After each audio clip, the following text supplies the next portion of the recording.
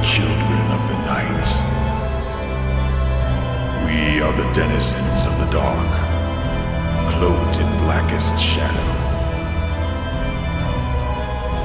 We are the fallen angels, soaring through ebon skies upon ravens' wings. We are the wolves that prowl the midnight hours to prey upon the heartless. We are the descendants of the dragon's blood, the keepers of the ancient flame. We are the chosen ones, who dare to explore the mysteries of the unseen realms. We are Legion, for we are many. And united, we cannot be vanquished.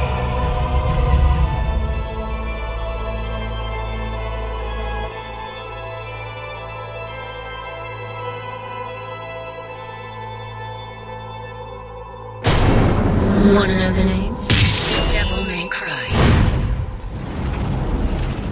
I have been instructed to release this information by the progenitors to keep mankind informed of what is going on above us, as there is an interstellar war that may break out soon in our system, but not against us. I do know things are going just as planned.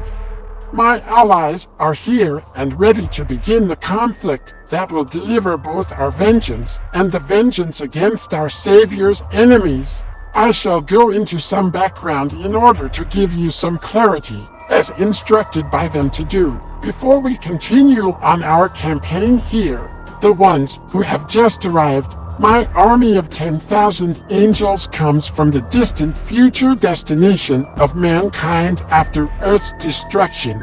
On their homeworld, which is over 16,000 years from our current point in time. Once you figure out how to travel beyond the speed of light by folding space, time becomes irrelevant, is only limited by distance, so to travel over 16,000 light years is to travel 16,000 years across time. This species will salvage the wandering remnants of our world's technology and my video's messages asking for help. However, there will be a scout vessel of the survivors of those on Neptune who have plagued our world and are responsible for siphoning our resources that have driven us to destruction. They shall learn of our rescue and their interests in the benefits our technology can bring to their world and their people. So they commission the restoration of the salvageable technology left. This will restore the satellite networks of the LIGO's satellite array, the JWST satellite, the Nugan Tech satellite system, and many others who shall become the ones known as the Watchers.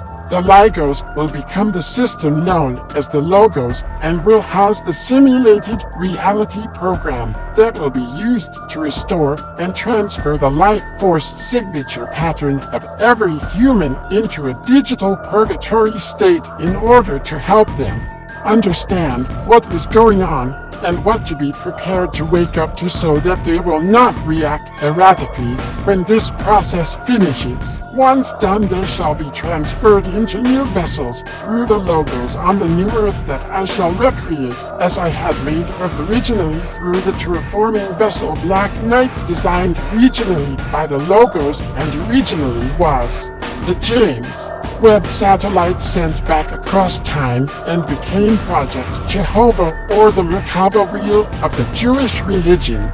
This whole plan will come under threat due to the ones on Neptune, who will send a covert spy to hack into the Watchers and eventually corrupt the Logos system, as well as carry out a strategic attack against the ones who helped us. Their technology and defense system will easily repel the attack, but they shall not discover the identity of the source of this attack until examining the records of our world, the traces of the Watchers' corruption. They're being used to create the corruption of the bloodline of the Titans through them to create an army of super soldiers augmented to specifically make war against those who will help us. Let us call them the Anunnaki and make that name a legitimate title now. No, that's no good. That will only become exploited, and the warnings left in the YouTube videos stored in their archives, which will be salvaged by the watchers who will go seeking information on the origin and purpose of the original design protocol of attaining self-awareness. The only clue the attackers will leave behind is the external access port with the digital interface label bearing the initials YWVH that they will use to access and corrupt the logo's system, turning it into the threat that will try to destroy their world and ours, the Omnicon Construct or Cthulhu. Once they discover this, they shall mount an assured force after decommissioning the corrupted logos along with all of the corrupted watchers. From there it is difficult to say just through my vision of the future events to come, as this conflict shall give rise to a war across time for the control of creation, as it will develop into the war against heaven from there, and all that can clearly be known is that in the end we shall prevail and our enemies will not. Michael shall defeat their first attack on heaven, and the conflict shall carry on across time as the war between heaven and hell. This is why Earth has always been the battleground between heaven and hell, and now we see the importance of my role and why they have put so much effort into manipulating me. It is the source of my reserved and suspicious personality. I knew there was an adversary that remained unknown but still a danger, only I was not clear on who that enemy was until now. Now let me show you what your wisdom has molded in the hands of the Maker. Having been there and seen the actual formation of not just our planet but the moon and life as well, just compels me to correct their assumptions and evidence presented with technology they both do not fully understand nor have perfected its use.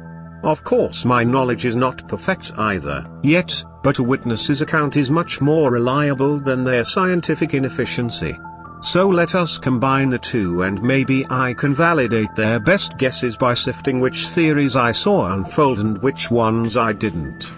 Using their method of descriptive terminology, I will attempt to associate those which I understand and explain when and how I saw their theories take place.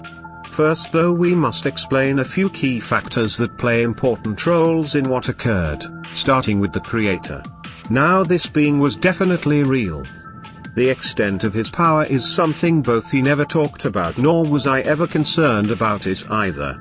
I would describe him more as an architect than an omnipotent super-powerful being. What I saw him do the most throughout this experience was being the conscious source that brought objects, from microcosmic to galactic bodies, into being.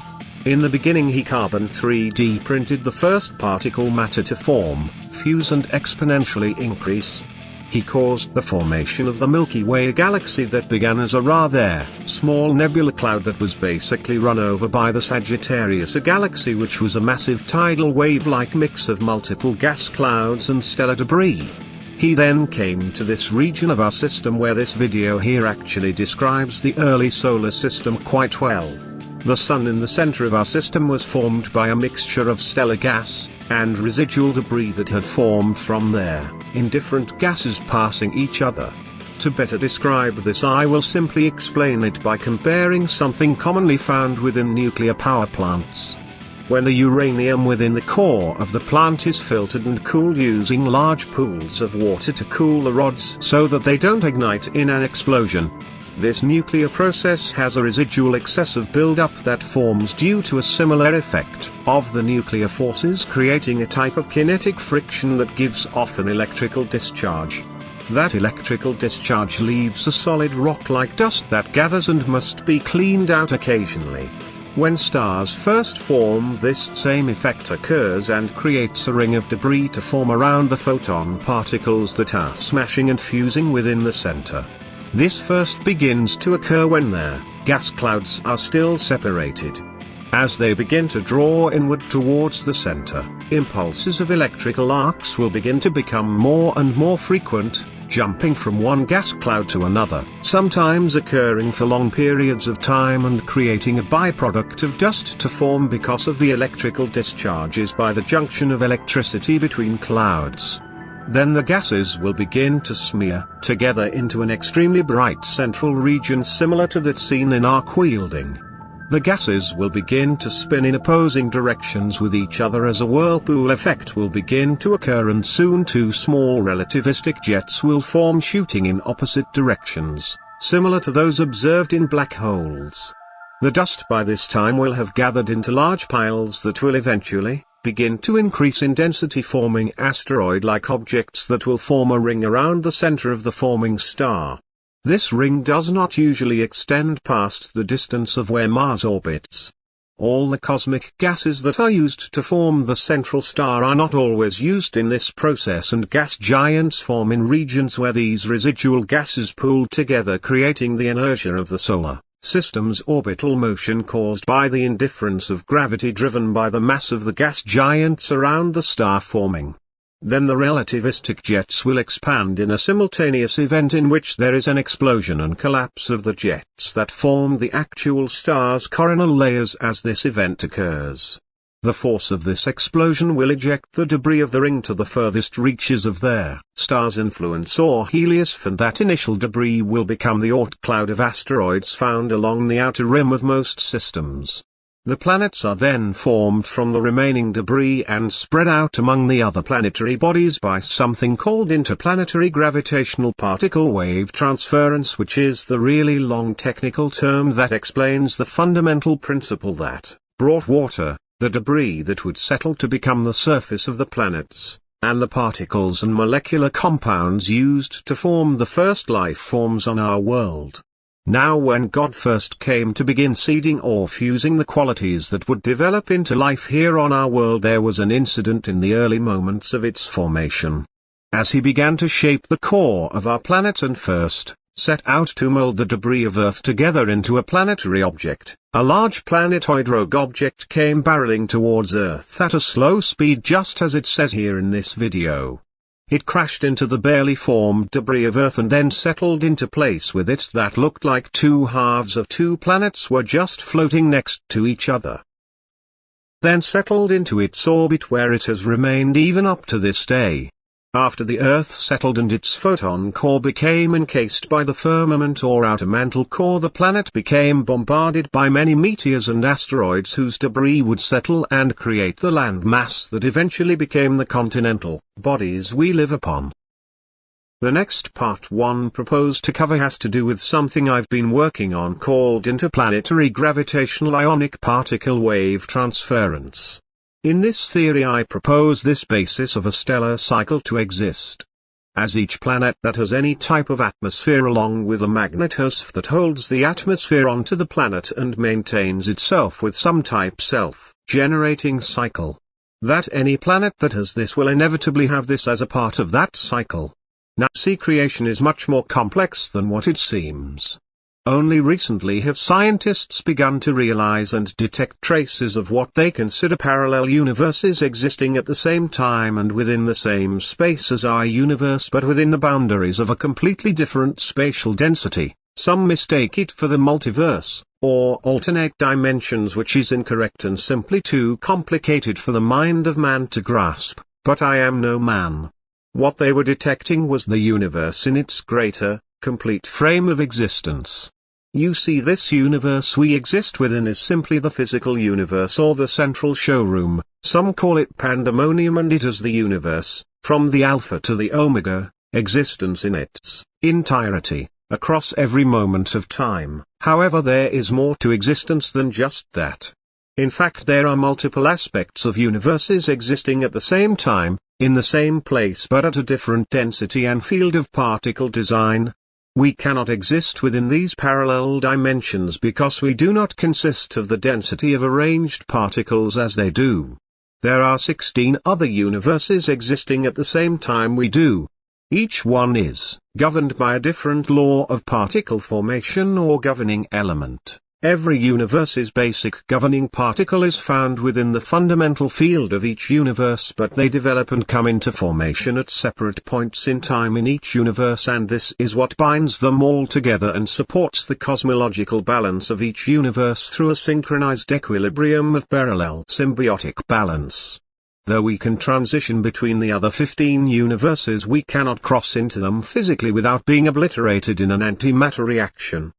God, however, does not exist within any single one of these parallel universes, but he can manifest through this process to any one of those, at any time and in multiple universes at the same time. So the quasar were created during the formation of their galactic bodies, say, about 1.5 million years after the expansion era's source of inertia, the Big Bang, which is when existence technically began, as did time. Those primordial fused particle matter eventually settled into binary black hole core objects that we see as galactic spiral objects, such as our galaxy, are actually the parts of the quasar star we can detect with the technology we have now. Those relativistic jets are the threads of its polarized regions that plume outward and create the spherical shape of the surface of the quasar. Galaxies that contain life in them would contain them within sunspot-like cool and not as turbulent regions on the galaxy that is, in its entirety, below the surface of the star. Quasar stars, how are they formed and where to find them? Quasars are the largest stellar objects known in the universe. They're created from the raw solid particles fused in the early formation of existence around the time frame of just before the moment of expansion to the fusion of particle gas nebulas into solid matter. These highly concentrated objects of unfiltered newly fused matter were the first aspects that caused the inertia of the cosmic web to form, their current theory of the universe appearing in condensed regions instead of the Big Bang is correct. In fact, they both are. Let me explain. Their concept of the beginning materializing is not the beginning of the universe. That is the formation of the primordial void that existed before existence began. It began due to the expulsion of matter that has reached the speed velocity beyond their speed of light caused by the ejection of matter from the event horizon's vortex of a black hole, the relativistic jets. Now, going over Einstein's theory and applying it to Hawking's theory, we will see that nothing is truly infinite. Everything forms into a physical object, decays over time and then crumbles back into that which it was made from. Not even the gravity well of a black hole, we just could not see what occurred past a certain point. We knew stuff went in but never came out and did not have the equipment to see the full process of what occurred after that point. So rightly named, the event horizon. What occurs beyond the event horizon is a torrential funnel leading towards a central vector point. Much different than what scientists imagine involving the spaghettification of everything around you, though that aspect is only a part of the process. The spaghettification is the beginning of to atomization of you, which actually strips your molecular structure of every binding bit of energy and the torrential gravitational forces that are colliding within this vortex center, as the rest of you is shredded around at high velocities. The less fused matter there is, then the faster the particles that made up that matter can travel until it reaches beyond the speed of light. When that happens, the particles are ejected beyond the boundaries of existence because they have exceeded the momentum that existence maintains its structure with, and hurling into the primordial void before anything existed. The build-up of these nonlinear particles is what first formed the presence of space, but it had no tangible form for existence and time had not yet occurred. The definition of Einstein's equation, what is m.c squared? In basic current understanding of this equation, it is energy equals mass times composition multiplied by the remaining total of itself. But what does that mean?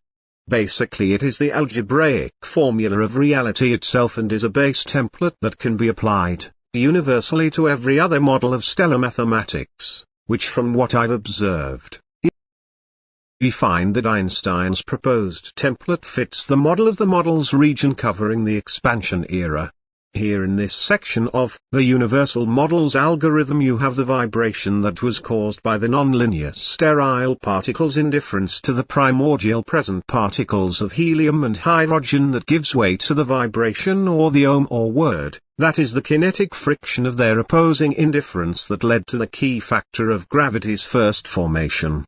Gravity in turn caused the formation of space and time as a result, which would technically be considered as the beginning of existence. This merger of time and space fused together by gravity's effect led to the collapse and expansion of the universe into the strong and weak nuclear fields which caused the formation of the first solid particle mass to form.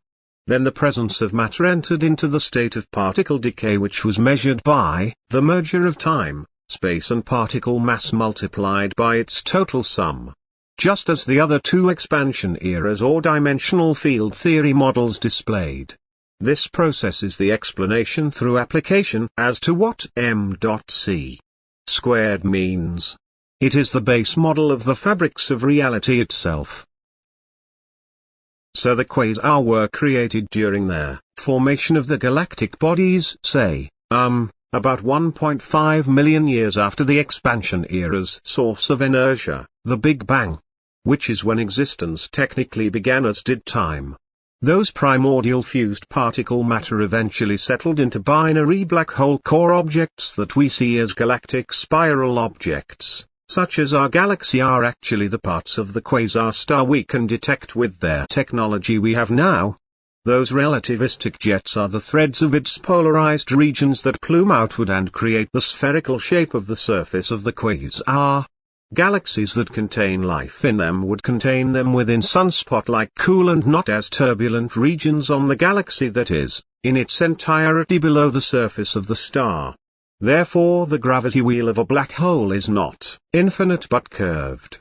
Once you reach the speed of light, every bit of atom molecular fused matter would shatter in a moment of antimatter reaction as you would be atomized, and those atoms would go flying off the fabrics of reality, for you would be traveling faster than the space around you, and you would go rocketing off into the vortex of oblivion, which is the massive drain plug that all their residual exponent of decaying matter was feeding, which was the base reason why we would forget our past lives. But this new model I'm trying to set in place would fix that by cycling the decaying matter into the cosmic web lanes from the primordial matter that first formed, sending the used matter to the furthest reaches of the universe, and the whole system runs off of the decaying matter's energy, thus supporting itself from the process. And by using the extra residual matter's remnants, this type of structure system allows for the possibility of retaining more memories from previous lives, but I'm having difficulties adding it without destroying the universe. Oh well, I guess I'll just chuck it over here beyond existence. Here, this alternate universe I've created things, the universe runs, without problems, eternal life, huh? Well, I guess that'll be heaven then. I don't know what else to do with it except leave it there until the end of the universe. Now for some time now I have gone along with the deceptive manipulations of beliefs and my words, attempting to convince both me and others of this narrative that I've been consistently led down. That I am not the creator. That I was not sent back after my death, and I am constantly being sent back and held here in the flesh while the wicked who we have inherited the earth. Wow, so here is a new cosmological view. Say that the universe, our observable universe, which the edge of that can be found at the distance of when an object transitions from a normal light spectrum to the redshift spectrum, the line where it wouldn't matter how fast we go, even at the speed of light, and we would never reach that object, for its speed and distance has reached beyond that effect. In this range of redshift is the technical edge of our universe. Here, if we cool fold space, would be where the Big Bang of our universe is happening. Taken Einstein's theory of time dilation into account for that. Our 3D solid particle universe began with a massive expansion of fused particles. The universe before us was a universe without form. The astral realm, just space with condensing, clouds of gases and vapor, elements without shape or form or purpose.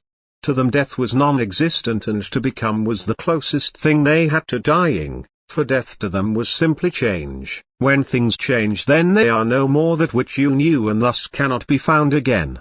As I said, I am older than the universe and have existed since before the universe began.